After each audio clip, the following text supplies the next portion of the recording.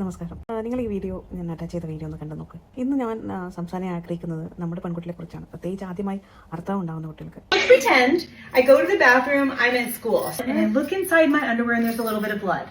നമ്മൾ ഈ വീഡിയോയിൽ കണ്ടതുപോലെ പലപ്പോഴും നമ്മുടെ നാട്ടിലെ അമ്മമാർക്കും അധ്യാപകർക്കും ഇത് കുട്ടികളോട് സംസാരിക്കാൻ ഒരു മടിയുള്ള കാര്യമാണ്. ഒരു പാഡ് കയ്യിലില്ലാത്തൊരു സാഹചര്യത്തിൽ സ്കൂളിലോ യാത്രയിലോ വെച്ച് അർത്ഥം ഉണ്ടായിക്കഴിഞ്ഞാൽ ആ കുട്ടി എന്ത് ചെയ്യും? അവൾ ആരോട് പറയും? ആ ഒരു പേടി നമ്മൾ മാറ്റിക്കൊടുക്കേണ്ടതല്ലേ? അതാണ് ഈ വീഡിയോയിൽ കാണിക്കുന്നത്. നമ്മളെ കയ്യിൽ നമ്മൾക്ക് പറയാം, നമ്മളെ കുട്ടിയെടുത്ത് കയ്യിൽ പാഡില്ലെങ്കിൽ പേടിക്കേണ്ട, വൃത്തിയായ ടിഷ്യൂ വെച്ചിട്ടോ ഒക്കെ ആ വീഡിയോയിൽ കൃത്യമായി കാണിക്കുന്നുണ്ട്. അതിങ്ങനെ ക്ലീൻ ചെയ്ത് എങ്ങനെ വെക്കണം എന്നൊക്കെ. നമ്മൾ കുട്ടികളോട് എന്തിനാണ് മടിക്കുന്നത്? അവർക്ക് ആത്മവിശ്വാസം കൊടുക്കുക. അത് അശുദ്ധിയല്ല, അതൊരു ബയോളജിക്കൽ പ്രക്രിയയാണ്.